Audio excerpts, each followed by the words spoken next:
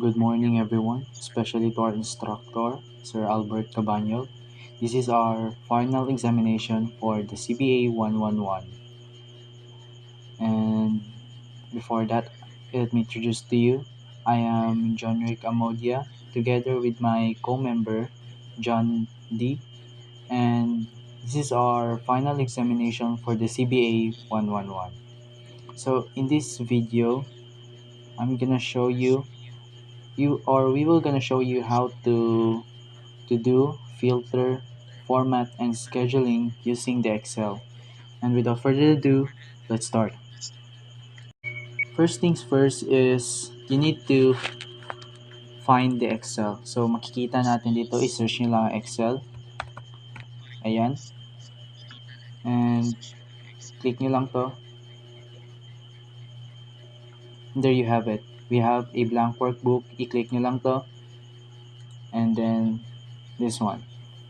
So makikita nyo dito sa Excel is merong columns, tables, and the formats.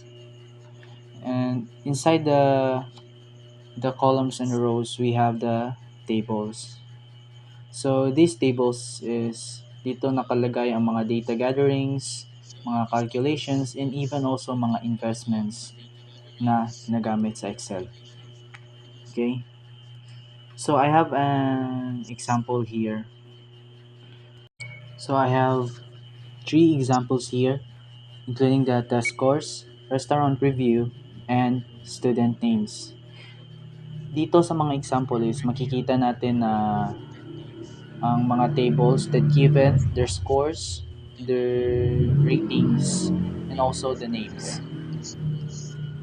And as you can see, dito sa test scores, makikita natin ang mga names na hindi siya in ordered. So, in this video, I will teach you how to sort in Excel. So, first, i-click nyo lang from Tanjiro, including also the scores para hindi siya magkumpol-kumpol or mag-separate. And click this one, right-click, and you can see the sort here, and then click this sort A to Z. And then, that's it. Makikita nyo na from A to the last alphabet. So, naka-ordered na siya from sorting. And also, you can see nga na ang mga scores hindi rin nagka-separate sa mga pangalan. Kasi in-include natin siya sa sorting. Okay?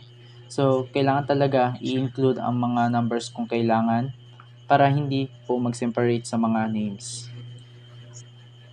Next is the restaurant review example. So, we can see here na meron tayong customer 1 to 8, the date submitted, and also the star ratings, their ratings.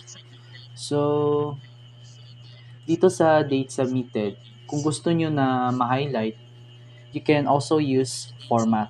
So, ito, sa format tayo. So, makikita nyo dito is the conditional format as table, and cell styles. Okay? So, dito sa conditional formatting, we have a lot of tables here to format. We have a highlights, the rules, data bars, color scales, icon sets, and etc. And we also have the format table. You can design your table, and your cells. You can also design your cells. So, paano ba mag-format? Okay, example.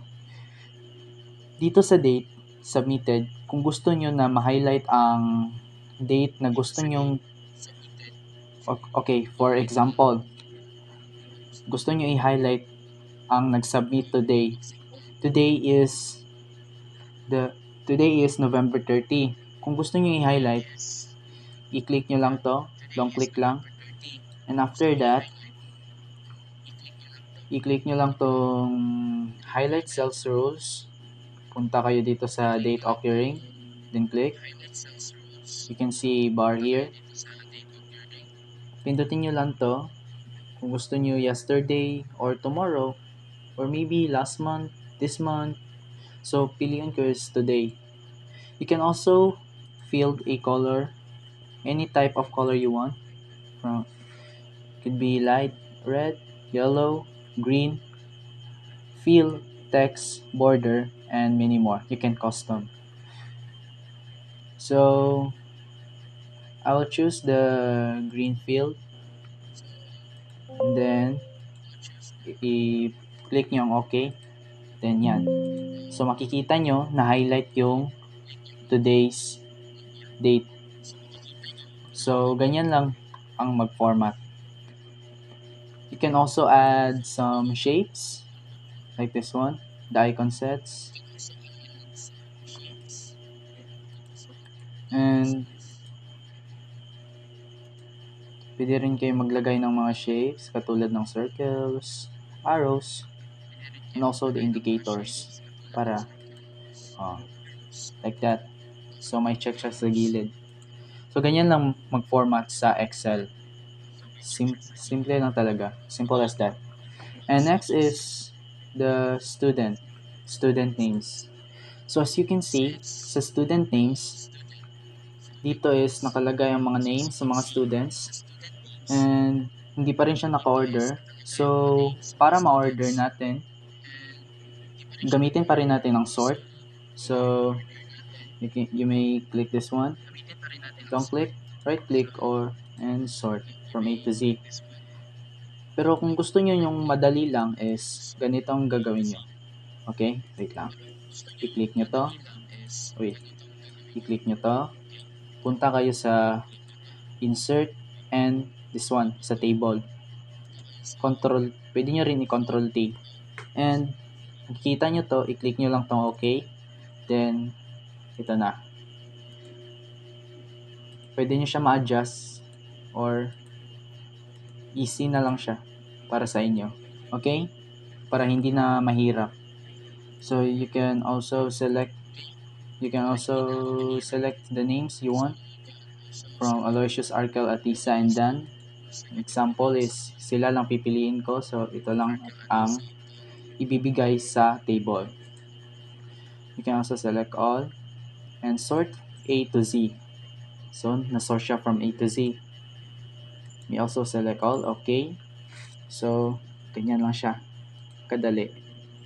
So, i-sort mo lang from A to Z. So, ayan. Na-sort na siya from first alphabet to last alphabet. Okay? So, ganyan lang maggawa ng Excel. Magamit ng sorting, format, and format. So, next is schedule. So, I have a sample schedule here. Wait. So, I have a sample schedule here.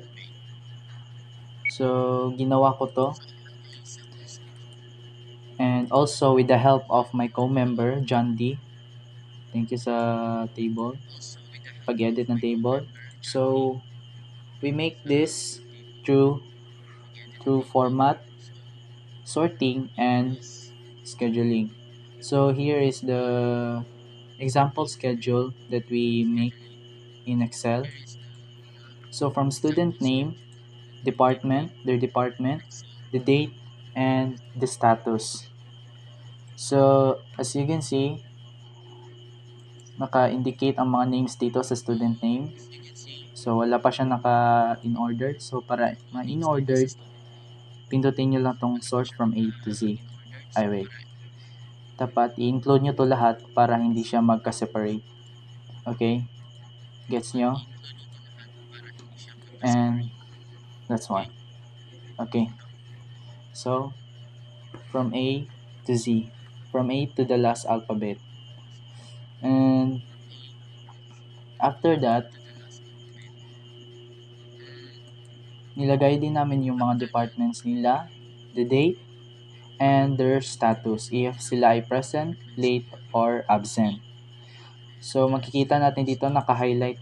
May different highlight ang present, late, and absent. So, ginawa namin ito para mas easy and easy lang siya ma-identify aesthetic na rin tingnan. So, we use the conditional formatting to design this one. To make color, we also use the format table, the design sa table, and the cell styles. Ito sa mga cell. Okay? And additional, to edit, para ma-edit nyo, kung gusto nyo mapalaki ang cell is pwede nyo gamitin to. Makikita nyo ang dalawang arrow, pindutin nyo lang tong sa gilid, sa side lane ng A. Examples that, pwede nyo siyang wider, and also you can make it bigger. Okay? Makikita nyo lang tong dalawang arrow, is pindutin nyo lang. Ganyan lang siya kadali sa Excel. Okay? So, this is our example schedule, the attendance schedule in Excel. So, we make it through formatting, sorting, and design, and also a design. So, that's the end of our video. I hope meron kayong natutunan sa video na ito, and that's all for today. Thank you, and please subscribe, share, and follow. Thank you guys. Bye-bye.